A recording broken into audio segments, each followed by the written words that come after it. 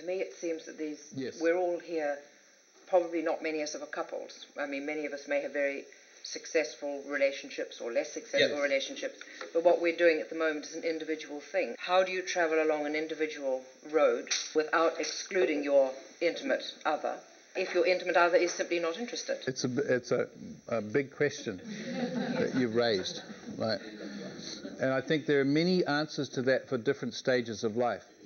If you're a young person with this issue, I would say change it. Find mutuality, but don't change it until you've found mutuality in your own system first. You know, when you've put the polarities of your own, when you are a hatha yogi, not some glorious attained, famous person looking like Mr. Iyengar or some nonsense, but some person who's enjoying the intimacy of body and breath and the polarities of left and right and above and below, inhale, exhale, sun and moon. The force of that will move you to either teach it to your intimate other and share it, right? And there's a great tradition in yoga for doing that. Yoga was first taught like that, spouse to spouse, Shiva to Parvati, that's how it happens in the intimate union with another. And there's a suggestion here about rough love, not unkind love, but please, passionate, I want this. This is what I've discovered. If you love somebody, you will teach them everything that you know and understand and enjoy, won't you? Do you do that through your own just example, or? Yeah, but talk, speak, mainly example, but also, tough love, talk. But I think it's a challenge worth taking on, of course. You don't have any choice but to take it on.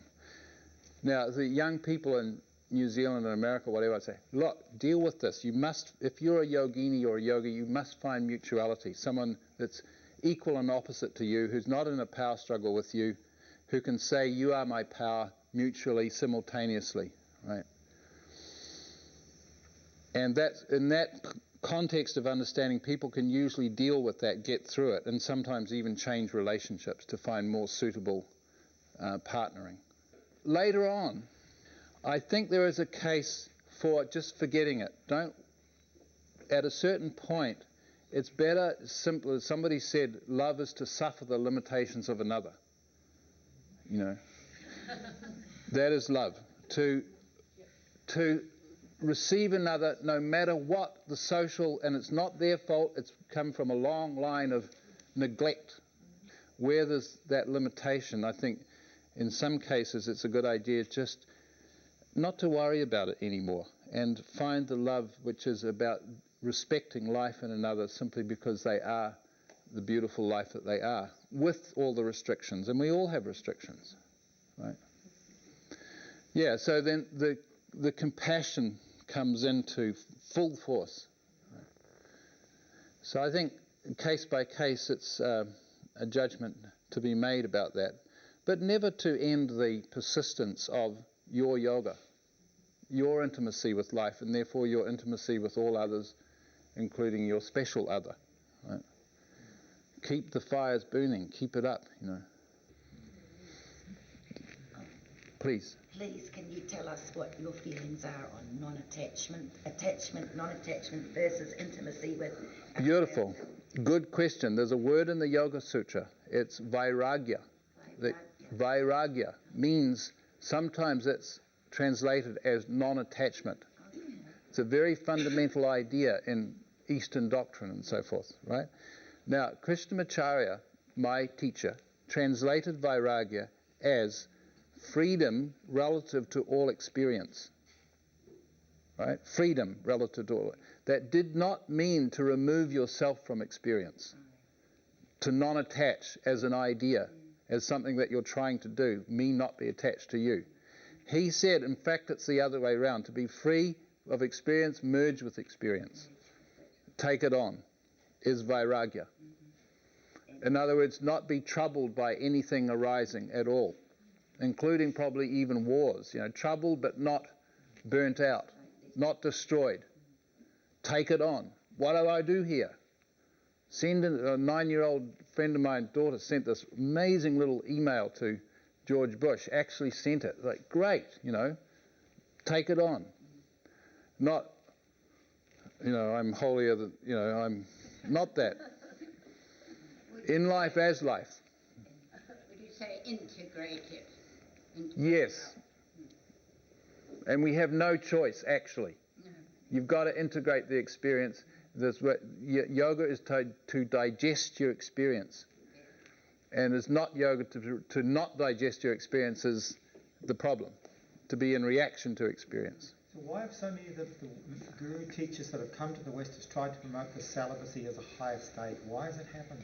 Because it's built on the idea that there's another reality somewhere else that is higher than this one. That we're not our bodies. Therefore, this one has been turned into a blandness by the social mind. How can you say that all of this is happening, sun, moon, and all the perfection and extreme robust balance of the planet and all of life on it? How can you say that some sort of bland reality that's in a lesser condition than God somewhere else? But you see, that the point is here is that the heaven and earth cannot exist without each other. Just like left and right cannot, there's no left without right, there's no above without below, there's no male without female, there's no heaven without earth, you see. It doesn't deny the unseen, the possibility of whatever the unseen is altogether. It's just that it's not absent from our present reality. You hear what I'm saying? And the heaven, if that's the language that we're using, comes in via this reality. See? Comes into form via the male-female union that creates new life. So spirit takes form as you and me. If that's in our religious thinking. And it may not be, but it is. I think the word I've been given is the body's really an illusion, and the attachment comes attachment to the senses, and when you get hooked on the senses you get attached to that. See, I think that's part of male doctrine that's been sold. That's a shoddy bill of goods. Shoddy spirituality. Denial of life, denial of sex, denial of woman.